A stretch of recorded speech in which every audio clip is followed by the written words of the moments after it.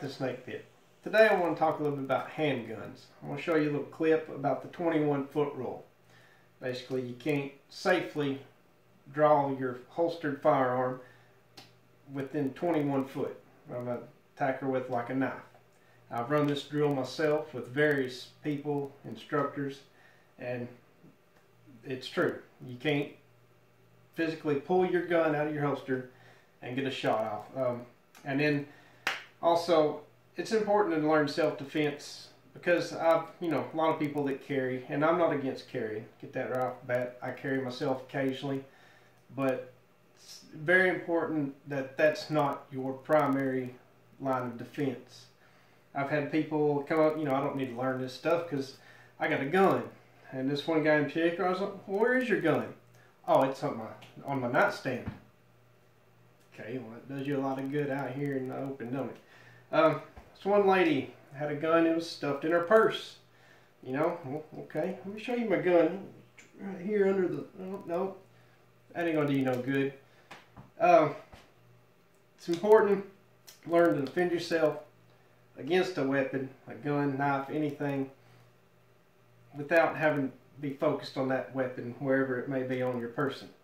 So, enough of my babble. Let's get on. I'm going to show you this video clip, and I can explain it very well. The guy in this video is Dan Santo.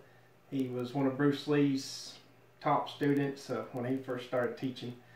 And so check this out. Here, officers have been told to investigate suspicious circumstances at night in a warehouse and react to what they find. At first glance, this officer's distance from the suspect looks safe enough. But an attacker can easily cover this distance faster than most officers can draw their guns. Remember, when you close the distance between yourself and the suspect, do so only by purposeful decision.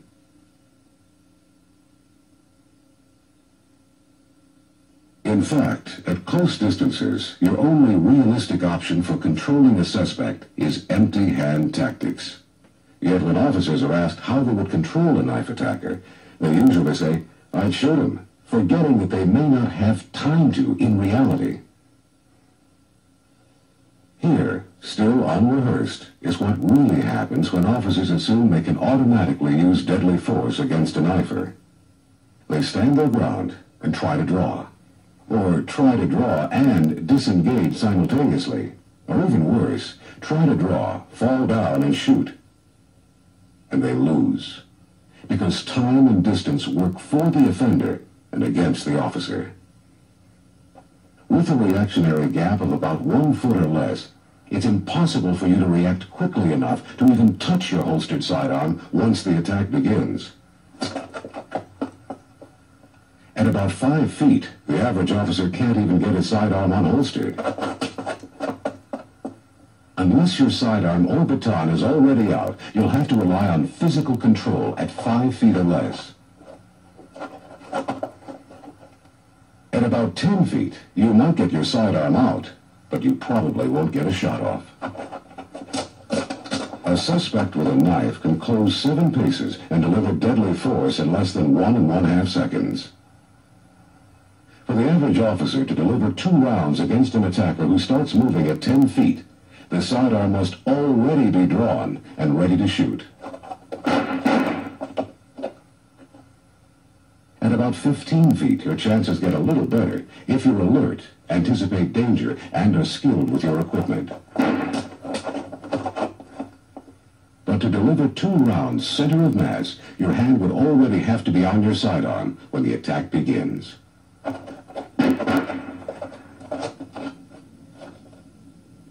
Tests with hundreds of officers reveal that in most cases, a minimum reactionary gap of 21 feet is required to react and deliver at least 2 rounds and to have enough time to move out of the attacker's path.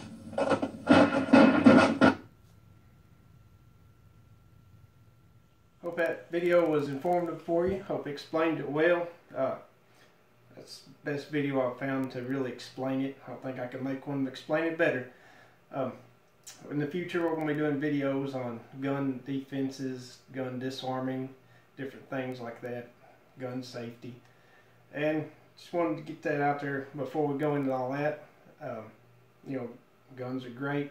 I fully endorse carrying one, but it's important to know that, you know, it's not always the #1 line of defense. I've known law enforcement officers talk about knives are the #1 feared weapon of law enforcement because they're so easily concealable, and like you saw in the video, they can have you stabbed before you even realize what's going on. So that's it for today. I hope you enjoyed it. Be sure to like, comment, subscribe for sure. Lots more to come, and just keep training hard. We'll see you next time.